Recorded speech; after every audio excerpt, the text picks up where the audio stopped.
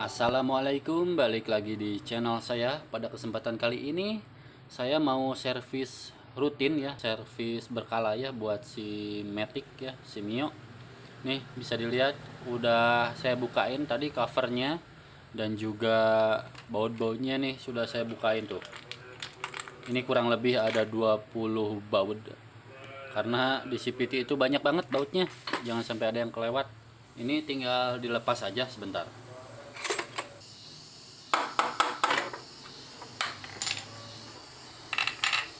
Ini bisa dilihat udah kotor banget. Nih, udah kotor karena apa namanya? Karena debu-debu aja sih. Nanti dibersihin. Jadi saat servis CVT apa aja yang harus dicek, yaitu ini nih, gigi selahan atau gigi kickstarter ya.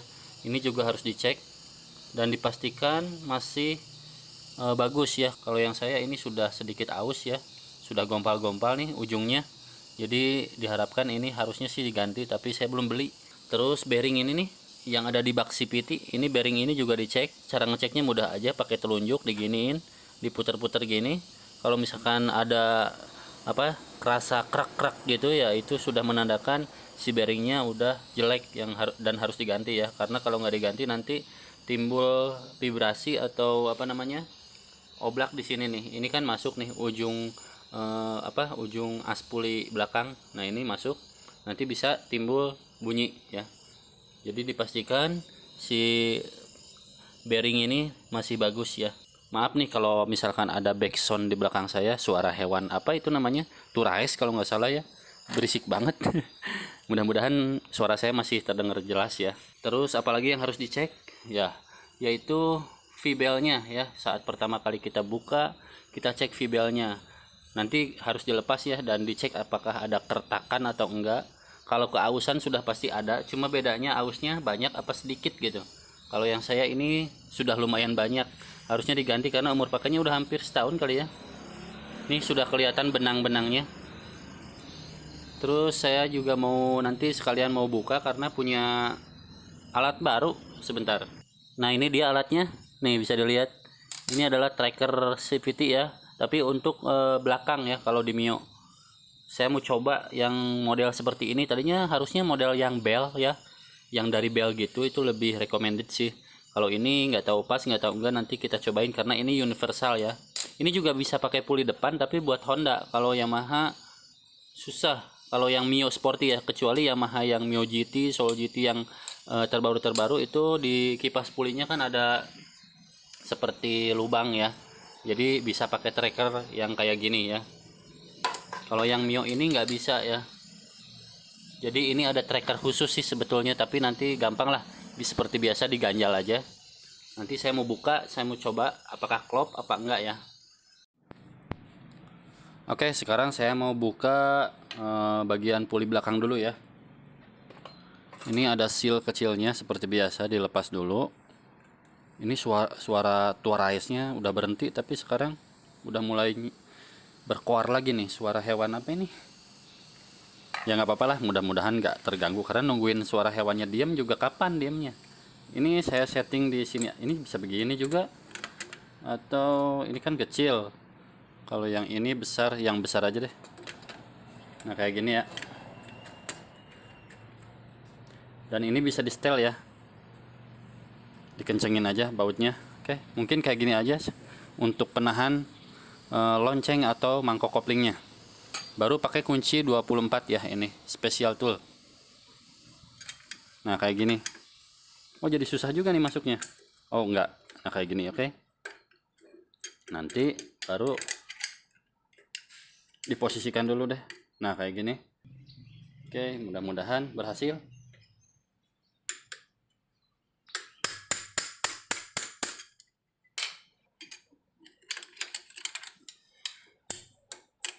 Kita coba lagi kalau pakai tenaga bisa nggak ya.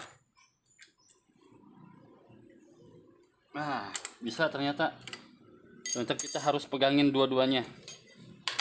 Dan ini kebetulan tidak terlalu kencang-kencang amat sih, tapi ada juga yang beberapa orang yang buka baut ini tuh kenceng banget gitu kan. Nggak tahu, mungkin ngencenginnya pakai impact dengan kekuatan sekian, jadi terlampau kenceng, padahal ini kan sedang-sedang aja sih, nggak usah terlalu kenceng amat karena ini deratnya juga derat halus ya. Ini bisa dilihat deratnya, karena bisa merusak ini kalau misalnya kita berlebihan nih. Ini lama-lama jadi runcing, jadi tipis. Terus sekarang saya mau buka yang ini, copot aja. Nah ini harus dibersihin karena ini bisa dilihat ini sudah timbul residu atau kotor ya. Jadi nih bisa dilihat ini kotoran semua ya, harus dibersihkan karena biasanya kalau udah kayak gini tuh suka timbul greget-greget, atau saat kita mau jalan di awal ngegas itu ada gredeg gitu kan. Tapi biasanya kalau yang gredegnya parah itu si mangkok koplingnya ini ausnya itu nggak rata, jadi emblog-emblogan apa ya, bahasa Indonesianya, jadi kemakan sebagian gitulah ya. Kalau orang Sunda bilang ya jadi emblog-emblogan lah, pokoknya gitu deh. Nanti ini dibersihin dan kita cek lagi untuk kanvas gandanya. Nih bisa dilihat kelihatan kanvas gandanya ini juga masih baru, jadi saya rasa apa namanya masih layak pakai ya. Ini pibelnya.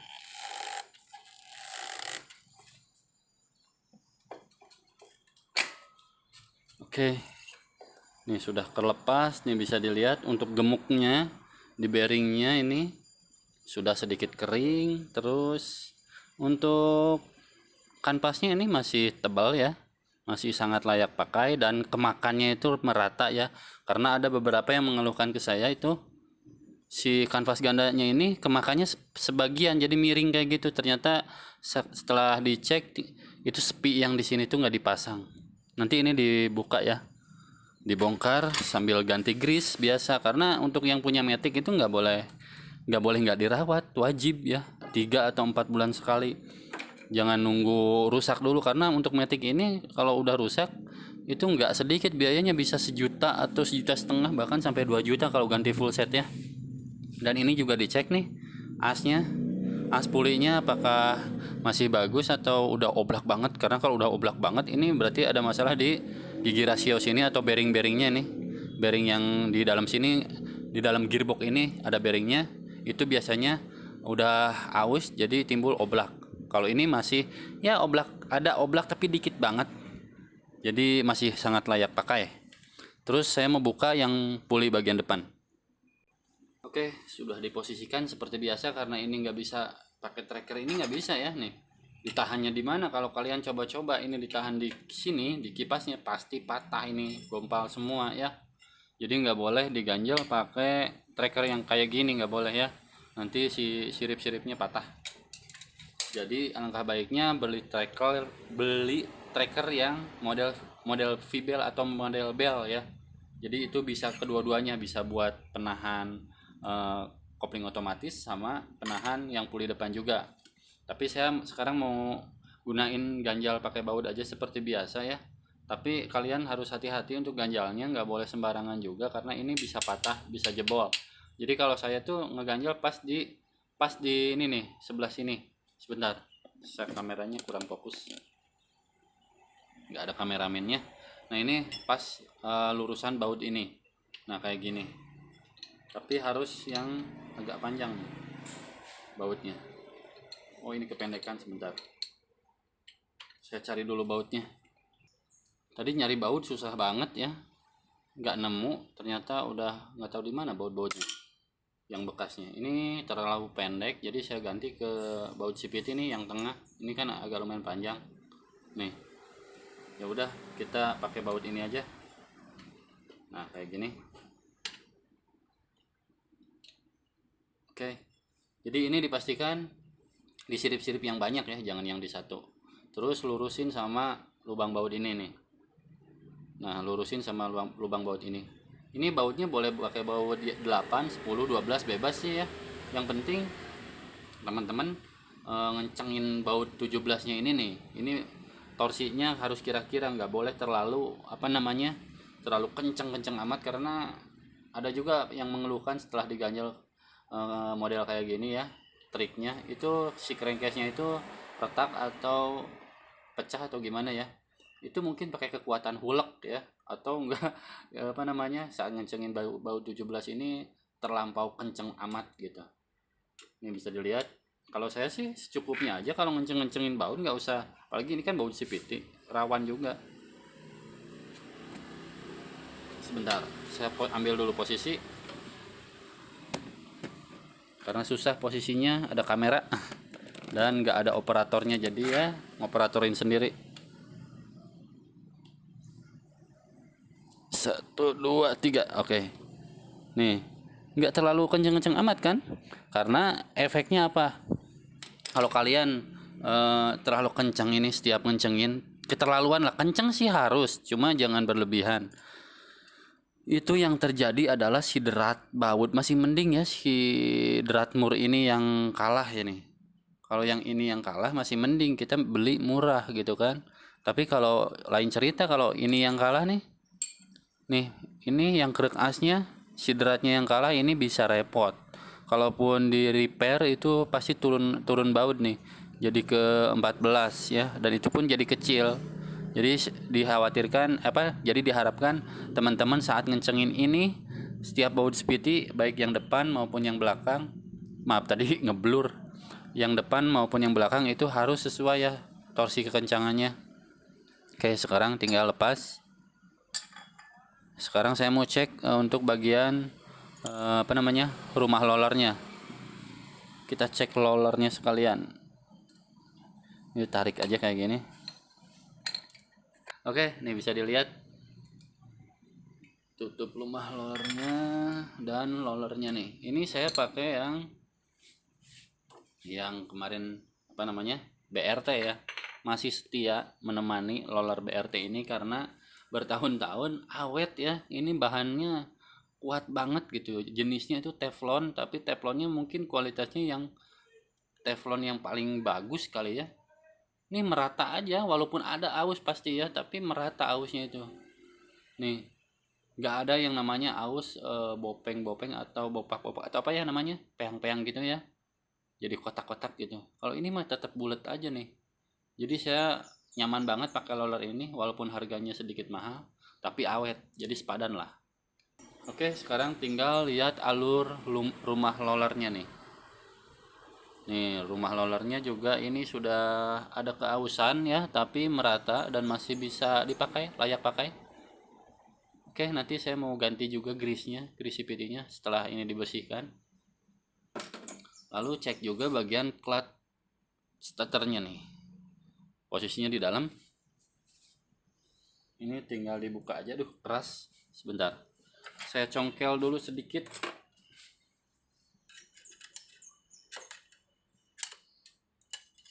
Nah, kayak gini aja pakai obeng nggak apa-apa. Oke, tinggal tarik lurus ya tariknya. Kalau nariknya miring ya susah dibukanya. Oke, sudah terlepas. Nih bisa dilihat ini masih bersih banget ya ternyata. Dan tidak perlu paling kasih WD dikit deh. Oke, dan ini masih masih kondisinya bagus banget. Sekarang tinggal ngecek apa lagi yang perlu dicek. Oh ya, seal nih. Nah, kalian juga harus cek seal ini karena beberapa kasus di seal ini tuh bisa rusak atau terjadi rembesan. Jadi si oli gardannya bisa tumpah-tumpah gitu kan. Apalagi kalau meleleh ke sini terus nyipratnya ke mangkok kopling ya jadi selip. Oke, sekarang saya mau bersih-bersih dulu, habis itu kita pasang kembali dan lakukan perawatan. Tapi saya mau buka dulu ini mangkok koplingnya sebentar. Mangkok kopling. Kanvas ganda. Di bawah aja deh. Oke, sekarang saya mau buka ini pakai kunci special tool nomor 39. Kasih lap biar nggak licin. Sama ya, untuk ngencengin si baut ini itu juga nggak boleh berlebihan. Karena ini kalau berlebihan biasanya sih yang kalah si murnya sih, jarang kalau derat ini yang kalah. Tapi tetap harus hati-hati. Saya buka dulu ya. Kunci special tool 39 nih, bisa dilihat angkanya 39 karena tiap motor beda-beda ya. Ada yang 39, ada yang 34, ada yang berapa lagi gitu. Nah, ini kalau pakai ini harusnya pakai tracker bell jadi enak nahannya. berhubung ini nggak ada tracker yang dari Bell, model Bell ya, kalian searching aja ada di situ. Kalau mau beli itu serbaguna, harganya 200 ribuan kalau nggak salah. Ini tetap harus ini bekas ada titik 2 begini, bekas pakai pahatan, jadi dibukanya kayak gini. Dan sekarang saya pakai kunci ini ya. Ini harus diinjak aja, kalau saya metodenya kayak gini nih. Ini diinjak kayak gini. Pakai sandal swallow boleh. Terus kita pukul. Ini dipukul ya. Tapi nanti kuncinya jadi rusak ya. Udah nggak apa-apa, beli lagi. Kok rusaknya lama kok. Diposisikan aja nih kayak gini.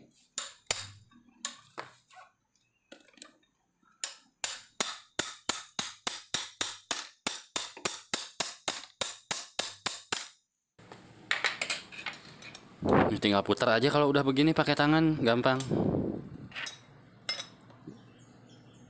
Nah, kayak gini. Hati-hati ini tetap dipegangin karena kalau pernya masih bagus, itu bisa loncat si murnya. Tuh kan. Dan ini dia murnya.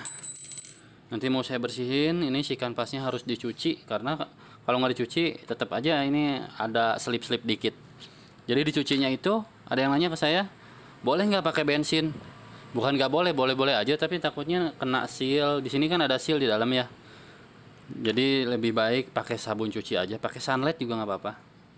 Ini pernya masih lumayan lah, masih layak pakai. Dan ini harus dibersihin dulu. Nanti kita cek untuk apa namanya pin guide-nya ya, ada di dalam. Oke, sekarang saya mau buka dulu pakai obeng min. Nah, pakai obeng min ini nggak boleh telat ya ganti grisnya. Nah, ini dicongkel aja kayak gini. Nah, dilepas nih, bisa dilihat, kalian cek aja nih set sekunderinya apakah udah aus atau belum. Kalau ini bisa dilihat ada keausan, tapi ini goresan normal ya, jadi nggak ada cekungan, jadi nggak ada baret juga, masih mulus. Dan ini masih layak pakai karena kemarin baru saya ganti juga. Nah, sekarang kita cek untuk grease-nya apakah masih bagus nih. Bisa dilihat grease-nya sudah cair dan sudah jelek, sudah hitam nih. Dan ini harus diganti karena kalau misalkan kalian telat ganti aja gitu kan beberapa bulan, itu bisa timbul coakan di sini. Dan nanti yang rusak adalah sliding shaft yang sliding shaft ini ya. Bisa rusak, nanti merembet ke sliding shaft fixed yang ini kalau misalkan kalian paksain, karena bisa jebol. Udah ada di video sebelumnya, udah lama banget saya bikin, itu ada teman saya yang punya Mio Sporty jebol karena nggak pernah dicek. Oke, ini juga udah agak lama saya nih nggak servis CVT karena sibuk, jadi kelupaan. Tapi mumpung sekarang hari libur, jadi saya sempetin deh. Nih pin guide-nya juga dicek, ini masih bagus ya untuk pin guide-nya. Sekarang saya mau bersihin dulu. Dan setiap servis CVT siapkan lap ya. Mau lap bersih, lap kotor, tapi jangan kotor-kotor amat sih. Karena CVT itu apa namanya, harus selalu higienis atau bersih lah ya. Harus selalu bersih sih, terutama si bagian puli ini nggak boleh ada setetes pun yang namanya oli atau grease yang berada di sini. Jadi diusahakan ini dilap, selalu sering-sering dilap dan dicuci pakai sabun ya. Dan dicek juga nih bearingnya nih. Nah, ini dicek bearingnya. Kalau misalkan udah greget-greget, berarti itu udah menandakan rusak. Lalu seal o-ringnya juga nih dicek ya. Ini seal o-ring baru saya ganti juga kemarin, jadi masih layak pakai. Oke, sekarang saya mau cuci-cuci dulu ya. Nanti lanjut videonya, oke?